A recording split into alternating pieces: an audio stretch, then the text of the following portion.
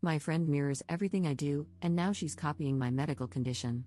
Posted by u/creative_device_6764. I feel like I'm losing my mind and just need someone to tell me I'm not crazy. My friend, let's call her Stacy, has always had this strange habit of mimicking me, but recently it's gone from slightly annoying to deeply unsettling. It's like she's trying to become me, and I don't know how to deal with it anymore. I'm 25, and Stacy is 24.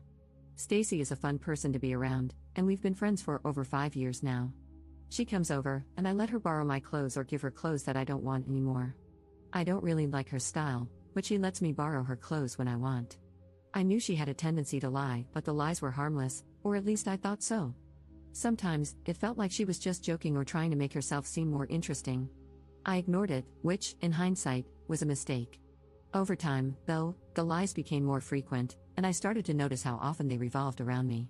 We were fine, and our friendship was good, but I started to feel weird about her when my sister messaged me, saying Stacy had been talking behind my back. She was telling people that I kicked her out of my condo and that I had men constantly coming in and out of my place, making her feel unsafe while she was there. Big lie, by the way. Here's what actually happened. Stacy had come to my city while I was back in my hometown. She was staying with another friend, but that arrangement fell through.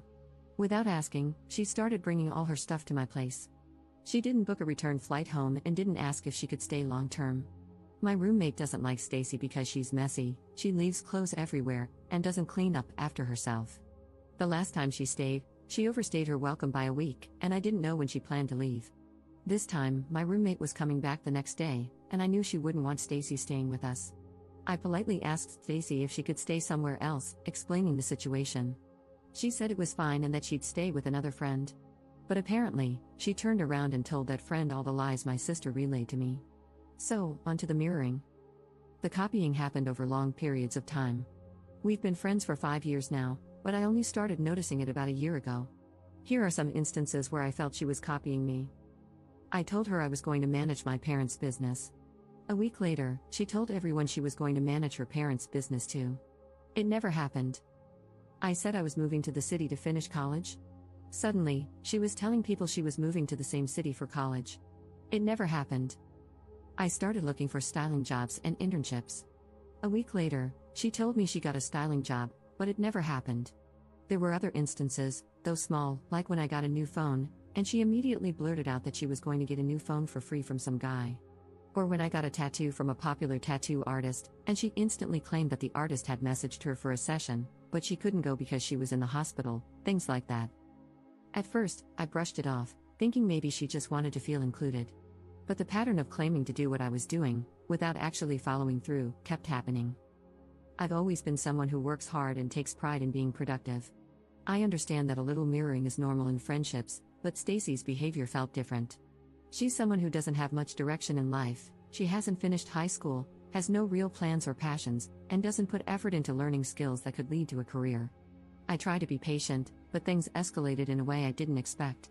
She copied my medical condition. This was the tipping point, and a situation I have never been in before, and I felt so creeped out about it. About a year ago, I had a partial salpingectomy due to an infection in my fallopian tube. It was one of the most painful experiences of my life. My tube ruptured, and the infection spread throughout my body, sepsis, I believe it's called. Luckily, I was already in the hospital, so they removed the tube and started me on antibiotics. Even so, my doctor told me I might struggle to have children in the future. It was traumatic, and the recovery process was long and emotional. A few weeks ago, Stacy went to the hospital. I messaged her to ask what happened, but she just sent a selfie of herself in a hospital bed. I was busy with finals at school, so I didn't follow up right away. 2 days later, she messaged me again, saying she was exhausted from being in the hospital for 4 days. I asked what was wrong, and she said she had the same condition I did. I was shocked. She claimed she had a ruptured cyst in her fallopian tube that became infected, almost went into heart failure, and needed a blood transfusion. She said she was supposed to have surgery, but they didn't proceed because of her weak condition. I immediately knew she was lying. If your fallopian tube is infected and ruptured, surgery isn't optional, it's mandatory. I'm not a doctor, but after my experience, I did a lot of research, and what she described just didn't make sense. Now here's the thing, I told people I had a ruptured cyst because I didn't know how else to explain my condition without getting into the gross details. You say cyst, and people don't really ask anymore. The truth is, it was a really bad infection that only escalated because of my IUD. The infection grew in my fallopian tube and got so big they thought it was a cyst at first, hence why I decided to just call it a cyst. And I did mention to her that it was a good thing I was already in the hospital because if all that happened and I got sepsis, it could have caused heart failure. I feel like she only mirrored what I said but tried to make her condition seem worse. Nothing she said made any sense. She was in the hospital, but the reason she gave sounds completely made up. Even on a group call while she was still in the hospital, she was listing medications to herself, almost as if she was trying to convince us it was real. She also later told a story about how she jumped on the hospital bed when her brother came to visit. Who does that after a life-threatening emergency? At this point, I felt insane. Because who lies about something like this? Am I crazy? Is she copying me?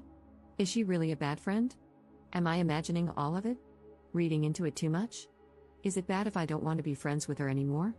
She's my friend, and I want to help her, but it's hard to approach her if all she does is lie. I want to distance myself from her, but we have mutual friends, and I know she'll spread more lies about me if I pull away. Has anyone else dealt with a friend like this? How do you create distance without creating unnecessary drama? Edit. I want to add that a few hours ago, she just posted a screenshot on her story of a course list with the same subjects as the course I'm taking right now. She has never shown any interest in my course, so this is really weird. I wonder if she's just messing with me at this point. Update 2 months later. Hello everyone, I wanted to thank all the people who have taken the time to read my last post. I'm really grateful for all the advice and for helping reassure me that I wasn't crazy. I reached out to a lot of my friends during the holidays and told them about the concerns I have with Stacy. I don't know where to start, so I'll try to organize my thoughts as much as I can. But honestly, it's a lot worse than I thought. I haven't run into her at all since I went back to my hometown, thank God. When I knew she was back in town, I avoided going out altogether, barely replied to her texts, and obviously told my friends, who were very supportive, by the way, that I did not want to be where she was. Luckily, we all took a trip out of town that she was recently uninvited from due to her having a lot of issues with the people going. I'm thankful for that because I really did not want to see her. When my friend, we'll call him Ryan, and I took a trip to a nearby town, we reached out to one of our friends who lived there. We'll call her Danny. Now, Danny was really close with Stacy, they would hang out almost every day. Everyone knew them to be BFFs, and well, now they're no longer friends. Stacy told me about the falling out situation, so I wanted to hear Danny's side, and when I tell you it was a whole different story, Stacy made Danny look crazy, insecure, over-emotional, and inconsiderate. I was shocked at how different the two stories were. Danny started opening up about how Stacy borrowed money from her for rent, kept treating her horribly, and pushed her around. I told Danny that I didn't know she was that much of a bitch, I had never seen that side of her at all. Danny replied, "That's because she's obsessed with you. You don't even know." That sent chills all over my body. She went on to say that every single time she was with Stacy, she would talk about me, my hobbies, the issues I have in my life, including dating and very personal things. Stacy wanted to dress like me and do whatever I was doing. She would buy the same accessories as me, the same shoes as me, and tell everybody about me. She would talk about how she and I were really close. Anytime I dyed my hair, she would want the same colors. It made me feel so uncomfortable hearing all of this, knowing I thought this girl was my friend. But at the same time, she would apparently belittle me. Anytime someone gave me a compliment and I wasn't there, she would tell people I smell bad, have poor hygiene, and that I slept with a lot of guys. She would also claim that I got all of my connections from her. Meanwhile, she was telling Danny that she was only friends with me because she could get connections from me. Hello, the contradictions? And Danny added that Stacy does not shower. She doesn't even own her own soap, shampoo, or conditioner. That's when I realized where the comments about me having bad hygiene were coming from. All of the insults she throws at other people are really just reflections of herself. She sleeps around. She has bad hygiene. She gets her connections from me. She is insecure. These are the kinds of things she would say about others, and now I see the pattern. It's all just her mirroring her own insecurities and projecting them onto other people.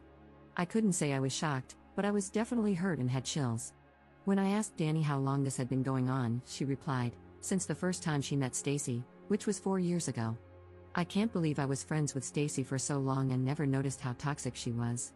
She would even end up not paying her rent because she'd spend all her money buying the same things I had or traveling to my city to visit me. Also, I kind of figured out her medical condition that she claimed was the same as mine. It was an STI/STD. One of the guys she was seeing also ended up in the hospital, and she accidentally let it slip to one of our friends that it was because of her infection.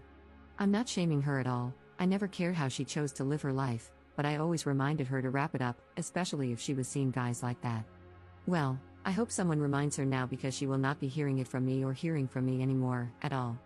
I feel drained by all of the information I've been getting about her. I guess now that I see her for who she really is, I can finally hear what other people have been saying more clearly.